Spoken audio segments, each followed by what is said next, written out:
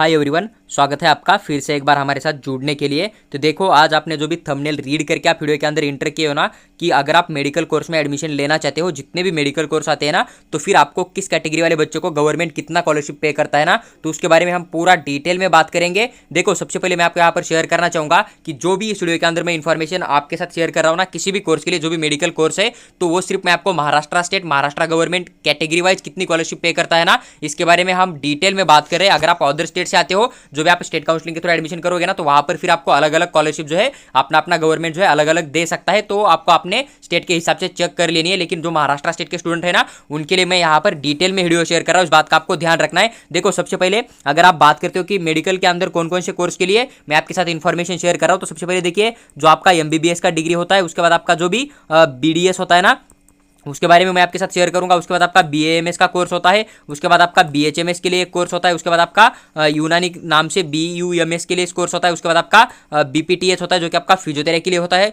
Physiotherapy के नाम से होता है। उसके बाद आपका बीओटीएच होता है जो कि आपका ऑक्यूपेशनल थेरेपी होता है। उसके बाद आपको एक बीपीओ, उसके बाद आपका बीए एसएलपी भी आपको देखने को मिल जाता है। ये जितने भी कोर्स है, उसके बाद आपका बीवीएससी होता है, इस बात का भी आपको ध्यान रखना है। जो भी आपका बीवीएससी होता है ना, जो कि वेटरनरी का कोर्स है, तो इन सभी कोर्स के लिए आपका नीट एग्जाम के थ्रू एडमिशन दिया जाता है, इस बात का आपको ध्यान रखना है। जस्ट एक स्कॉलरशिप की जो बात है ना, आप यहाँ पर बीवीएससी को थोड़ा साइड में रख सकते हो। देखो, ये जितने भी मेडिकल कोर्स है ना, इसके अंदर आपको नीट एग्जाम के थ्रू एडमिशन दिया जाता है महाराष्ट्र स्टेट के अंदर। अगर आप महाराष्ट्र स्टेट के कोई भी गवर्नमेंट प्लस जो भी सेमी गवर्नमेंट कॉलेज होते हैं या फिर प्राइवेट कॉलेज होते हैं ना, उनके अंदर अगर आप एडमिशन करना चाहते हो, तो आपको यहाँ पर नीट एग्जाम देना पड़ेगा, तभी आपको इतने कोर्स जो भी मैंने यहाँ पर लिखे हैं ना, तो इनके अंदर आपको एडमिशन लेने के लिए नीट एग्जाम कंपलसरी है, इस बात का आपको ध्यान रखना है। अगर आप मैनेजमेंट कोटा के थ्रू जाना चाहते हो या फिर आप गवर्नमेंट की सीट लेना चाहते हो, फिर भी आपको जो है यहाँ पर इन कोर्स में एडमिशन करना चाहते हो, तो फिर आपको नीट एग्जाम जो है देना पड़ेगा, तभी आपको महाराष्ट्र स्टेट के अंदर इन कोर्स के लिए एडमिशन मिल जाएगा। और ये सभी कोर्स जो है ना, यहाँ पर लगभग हर स्टेट के अंदर आपको नीट एग्जाम के थ्रू एडमिशन दिया जाता है, इस बात को भी आपको थोड़ा सा ध्यान रखना है।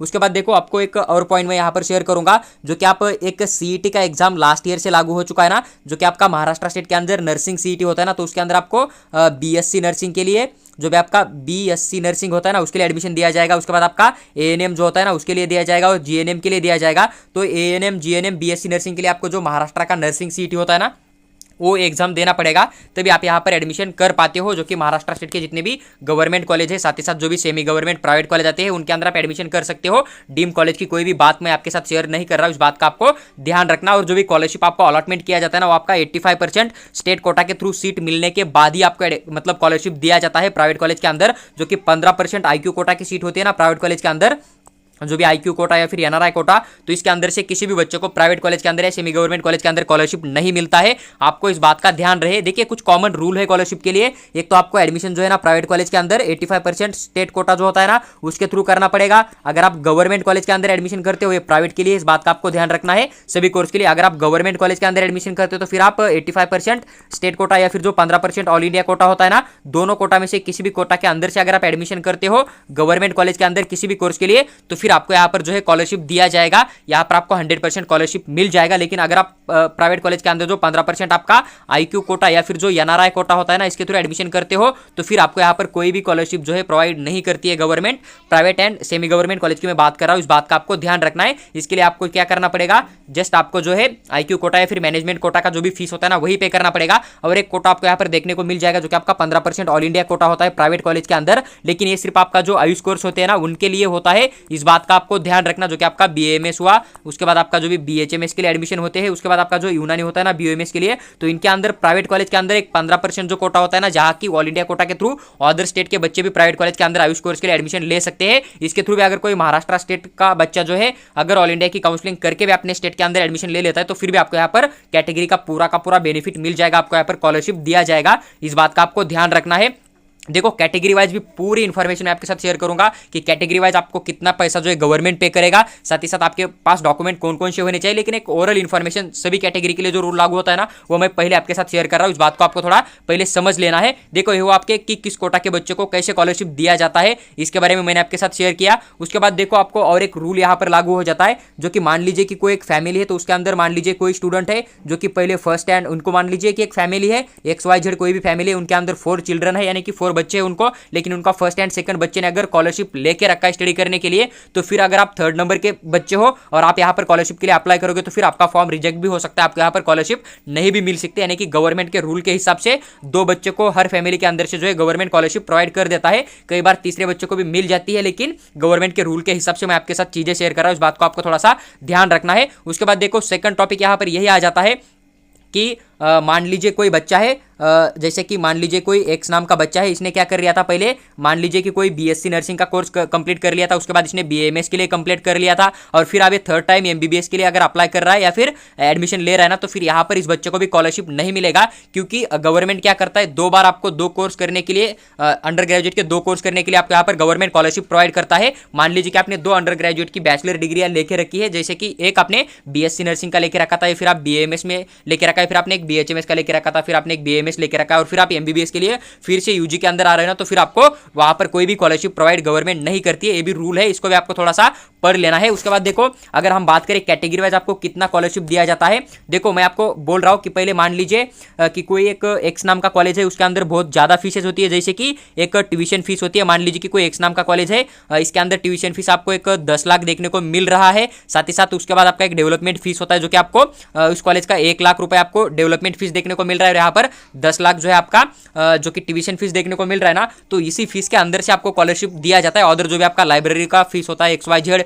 या फिर आपका जो भी लैब का फीस होता है, तो इसके अंदर आपको कोई भी, या फिर आपसे कोई कॉलेज डिपॉजिट लेता है ना, तो फिर इसका आपको कोई भी यहाँ पर स्कॉलरशिप नहीं दिया जाता है। आपको स्कॉलरशिप जो है ना just development fees and tuition fees के लिए आपको स्कॉलरशिप दिया जाता है हर कैटेगरी वाले बच्चे को। इस बात का आपको थोड़ा सा ध्यान रखना है। देखो अगर हम बात करें यहाँ पर जो कि आपका SC कैटेगरी है या फिर जो कि आपका ST कैटेगरी है, इनके लिए तो देखो जो SC ST कैटेगरी के बच्चे होते हैं ना, इनको स्कॉलरशिप जो है ना कहां पर मिल जाता है, तो SC ST कैटेगरी वाले जो भी बच्चे होते हैं इनको 100% आपका जो ट्यूशन फीस होता है ना 100% आपको फ्री रहेगा। यानी कि SC ST कैटेगरी वाले बच्चों को जितना भी ट्यूशन फीस होता है किसी भी कोर्स के लिए, MBBS को ट्यूशन फीस 7 लाख 8 लाख आपको देखने को मिल जाता है, तो पूरा का पूरा आपको फ्री होता है, चाहे आपका कॉलेज प्राइवेट कॉलेज भी क्यों ना हो।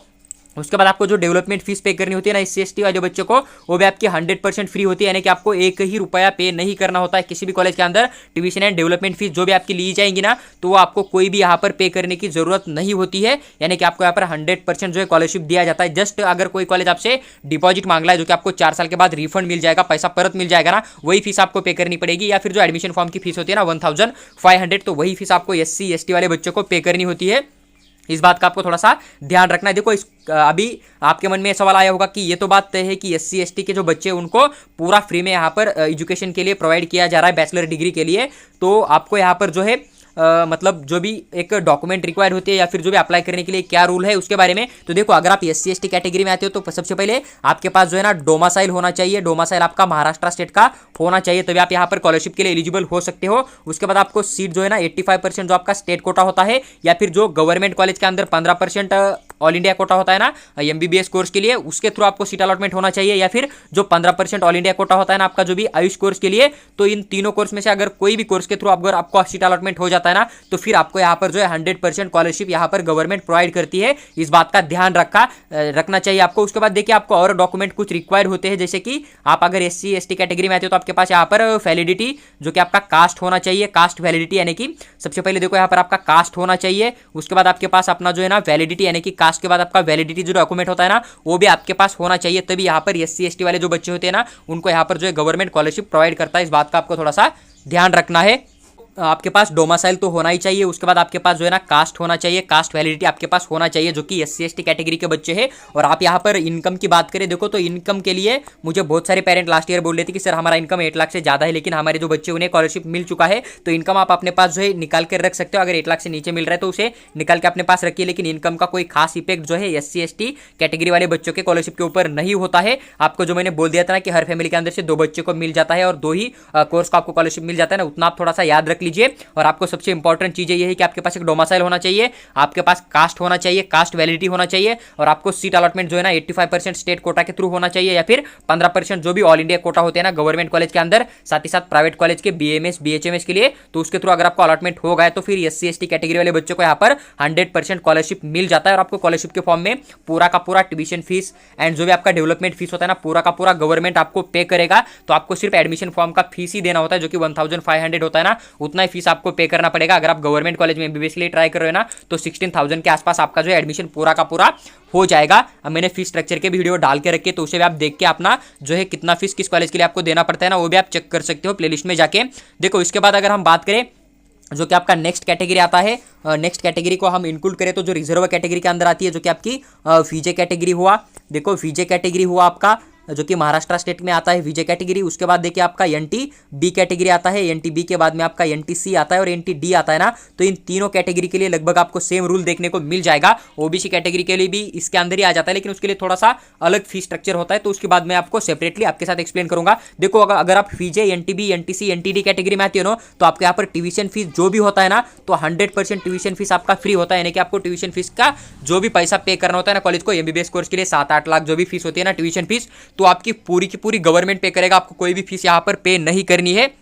लेकिन जो भी आपका अदर चार्जेस होते हैं ना जैसे कि आपका डेवलपमेंट फीस हुआ जो कि 1 लाख के आसपास होता है एमबीबीएस के लिए, 1,20,000 के आसपास आपको, या फिर कुछ कॉलेज के अंदर 68-67,000 भी आपको देखने को मिल जाता है ना। तो पूरा का पूरा फीस जो है ना आपको खुद पे करना होता है, कोई भी गवर्नमेंट आपको नहीं देता है। बाकी जो भी अदर फीस जैसे कि एमबीबीएस अगर आपको सेमी गवर्नमेंट मिल जाएगा प्राइवेट कॉलेज तो वहाँ पर जो भी डिपॉजिट लिया जाएगा या फिर जो भी आपका लैब का फीस लिया जाएगा या फिर जो भी आपका हॉस्टल का फीस लिया जाएगा ना तो आपको पूरा का पूरा पे करना है। यहाँ पर आपको कोई भी स्कॉलरशिप नहीं मिलेगा। हॉस्टल के लिए किसी भी बच्चे को कोई भी स्कॉलरशिप नहीं दिया जाता है, इस बात का आपको थोड़ा सा ध्यान रखना है। मैं सिर्फ यहाँ पर गवर्नमेंट स्कॉलरशिप की बात कर रहा हूँ, इस बात को भी आपको थोड़ा समझ लेना है। अगर आप प्राइवेट स्कॉलरशिप के लिए अप्लाई करते हो या फिर प्राइवेट किसी की हेल्प लेना चाहते हो तो अलग अलग हो सकती है, आपका जो कनेक्शन होता है ना उसके हिसाब से आपको डिफेंड करती है, इस बात का आपको ध्यान रखना है। तो फीजे एनटीबी एनटीसी एनटीडी वाले बच्चों को पूरी की पूरी 100% ट्यूशन फीस जो है ना स्कॉलरशिप के फॉर्म में रिटर्न मिल जाती है, पूरा का पूरा पेमेंट जो है गवर्नमेंट आपका करा देगा। लेकिन अदर जितनी भी फीस होती है पूरी की पूरी आपको यहाँ पर पे करनी होती है। और सबसे ज्यादा फीस ट्यूशन फीस भी होती है। अगर ट्यूशन फीस के बाद में आप देखोगे तो प्राइवेट कॉलेज के अंदर जैसे कि उल्लास पाटिल मेडिकल कॉलेज है कोई डिपॉजिट नहीं लेता है, तो वहां पर सिर्फ आपका 70,000 के अंदर इन बच्चों का जो है एडमिशन यहाँ पर हो जाएगा, जो कि एक प्राइवेट मेडिकल कॉलेज आपको देखने को मिल जाएगा। देखो उसके बाद अगर आपको यहाँ पर एलिजिबल होने के लिए क्या रूल चाहिए तो सबसे पहले देखिए विजय एनटी वाले जो बच्चे ना इनके पास आपके पास डोमासाइल तो स्टेट का जो डोमासाइल होता है ना वो तो आपके पास होना ही चाहिए। उसके बाद आपके पास क्या होना चाहिए, आपका जो कास्ट है ना कास्ट तो होना ही चाहिए। उसके बाद आपके पास कास्ट के बाद आपका कास्ट वैलिडिटी आपके पास होना चाहिए तभी आप यहाँ पर एलिजिबल हो। और सबसे इंपॉर्टेंट चीज आपको यहाँ पर यही देखने को मिल जाती है कि आपके पास एनसीएल यानी कि नॉन क्रिमिलियर का डॉक्यूमेंट होना चाहिए। नॉन क्रिमिलियर आप निकलते हो तभी आप यहाँ पर फीजे एनटीबी एनटीसी एनटीडी के थ्रू जो है स्कॉलरशिप के लिए एलिजिबल हो जाते हो। और लास्ट में और एक पॉइंट यहाँ पर आ जाता है कि आपका इनकम जो है ना 8 लाख से नीचे होना चाहिए। 8 लाख पर ईयर से नीचे आपका इनकम होगा तभी आपको फीजे एनटीबी एनटीसी एनटीडी के थ्रू जो है गवर्नमेंट स्कॉलरशिप दे देगा। अगर आपका इनकम 8 लाख से ज्यादा आ रहा है ना तो फिर आपको ट्यूशन फीस यहाँ पर 100% पे करना पड़ेगा। आपको कोई भी स्कॉलरशिप जो है महाराष्ट्र गवर्नमेंट नहीं पे करेगा, इस बात को आपको थोड़ा सा समझ लेना है।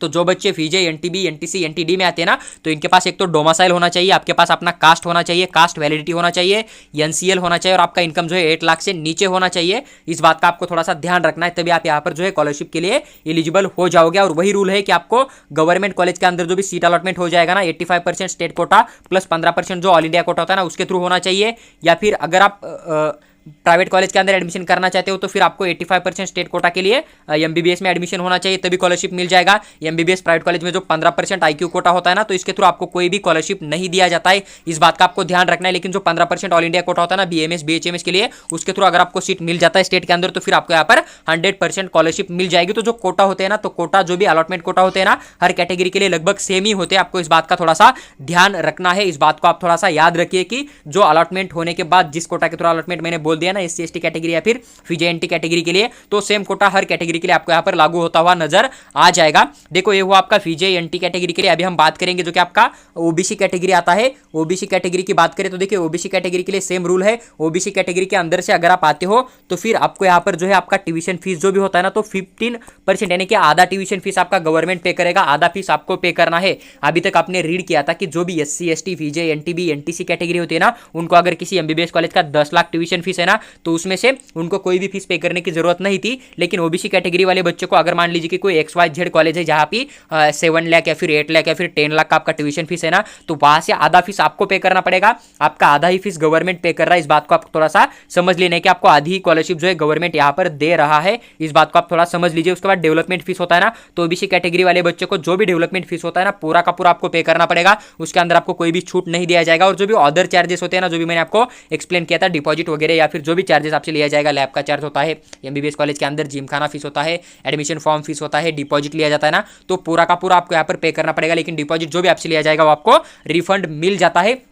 तो सिर्फ आपको ट्यूशन फीस जो भी होती है ना 7 lakh 8 lakh private MBBS college के अंदर या फिर गवर्नमेंट कॉलेज के अंदर जो भी 1,20,000 के आसपास जो भी आपका एक फीस लिया जाता है ना, तो आपको यहाँ पर जो है 50% स्कॉलरशिप मिल जाएगा, जो कि आपका प्राइवेट कॉलेज के लिए है। आपको ट्यूशन फीस के अंदर प्राइवेट कॉलेज के अंदर आपको आधा फीस जो है गवर्नमेंट पे करेगा, आधा आपको पे करना है। लेकिन वही ओबीसी कैटेगरी की अगर बात करें जो कि गवर्नमेंट कॉलेज है चाहे किसी भी कोर्स के लिए, तो आपको यहाँ पर जो है 100% ट्यूशन फीस आपका गवर्नमेंट पे करेगा। इस बात को आपको समझ लेना है। देखो ओबीसी कैटेगरी के लिए क्या रूल है, ट्यूशन फीस प्राइवेट कॉलेज का आधा गवर्नमेंट पे करेगा, आधा आपको पे करना है, अदर फीस पूरा का पूरा आपको पे करना है। उसके बाद ओबीसी कैटेगरी का वही रूल है, गवर्नमेंट कॉलेज के अंदर जितना फीस आपको VJNT या फिर SC ST कैटेगरी वाले बच्चों को पे करनी होती है ना, उतनी फीस ओबीसी कैटेगरी वाले बच्चों को गवर्नमेंट कॉलेज के अंदर पे करनी होती है। ओबीसी कैटेगरी को 2 स्कॉलरशिप दिया जाता है। गवर्नमेंट कॉलेज के लिए आपको पूरा का पूरा ट्यूशन फीस फ्री होता है, लेकिन प्राइवेट कॉलेज के अंदर आपको जो है आधा ट्यूशन फीस पे करना होता है। इस बात को आप थोड़ा समझ लीजिए। अगर बात करें वही ओबीसी कैटेगरी के लिए डॉक्यूमेंट कौन कौन से रिक्वायर्ड है, तो वही आप जो है महाराष्ट्र स्टेट का डोमासाइल आपके पास होना चाहिए।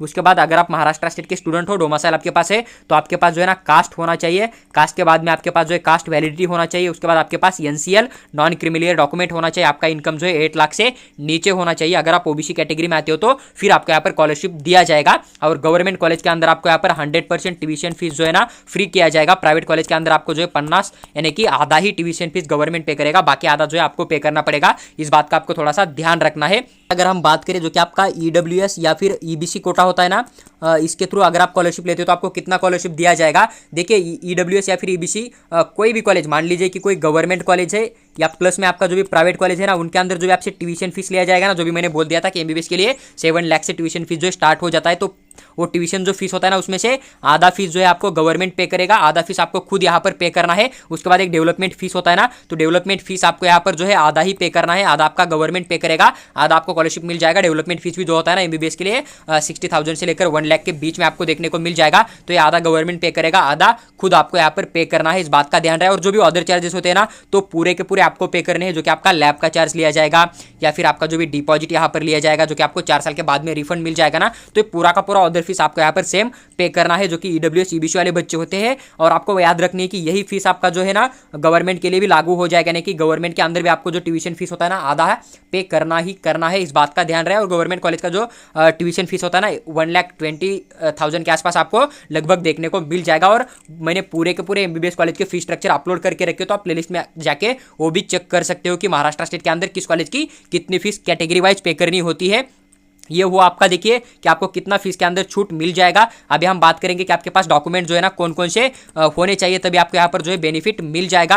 आपके यहाँ पर फीस के लिए दिया जाएगा। देखिए जो एक नॉर्मल डॉक्यूमेंट होते हैं ना वो आप चेक कर सकते हो। मैं कोई भी यहाँ पर एडमिशन के लिए जो भी डॉक्यूमेंट रिक्वायर होते हैं ना, वो पूरे डॉक्यूमेंट यहाँ पर डिस्कस नहीं कर रहा हूँ। देखिए मैं यहाँ पर सिर्फ कैटेगरी के लिए डॉक्यूमेंट कौन कौन से वर्क करते हैं ना, यानी कि वो डॉक्यूमेंट अगर आपके पास नहीं होगा तो फिर आपको ओपन कोटा के थ्रू एडमिशन दिया जाएगा और फिर आपको पूरा का पूरा फीस पे करना पड़ेगा ना। वो डॉक्यूमेंट की मैं बात कर रहा हूँ, यानी कि जो डॉक्यूमेंट सिर्फ आपको स्कॉलरशिप प्रोवाइड के लिए इंपॉर्टेंट होते हैं ना, वही डॉक्यूमेंट मैं आपके साथ शेयर कर रहा हूं। देखो आपके पास सबसे पहले तो यहाँ पर डोमासाइल होना चाहिए। अगर आपके पास डोमासाइल है तो आप यहाँ पर स्कॉलरशिप के लिए एलिजिबल हो जाते हो। देखिए यहाँ पर अगर आप यानी कि ओपन कैटेगरी के बच्चे हो, ओबीसी के थ्रू कुंबी के थ्रू अप्लाई करो, तो फिर आपके पास कास्ट वैलिडिटी जो नॉन क्रिमिनल है ना वो भी होना चाहिए। लेकिन आप ओबीसी कैटेगरी में आते हो, आपका मतलब आप ओपन कैटेगरी में आते हो, लेकिन आपका जो है इनकम 8 लाख से नीचे है, आपके पास महाराष्ट्र का डोमासाइल है, तो आप यहाँ पर EWS नाम का एक डॉक्यूमेंट बना सकते हो और इसका यूज करके आप यहाँ पर 8 लाख के नीचे आपका इनकम है प्रूव करके आप यहाँ पर जो है आपका इनकम भी यहाँ पर रिक्वायर्ड होगा। इस बात का ध्यान रहे, इनकम भी आपको यहाँ पर जो है देना पड़ेगा और फिर आप यहाँ पर जो है स्कॉलरशिप के लिए बिल्कुल अप्लाई कर सकते हो। बस आपके पास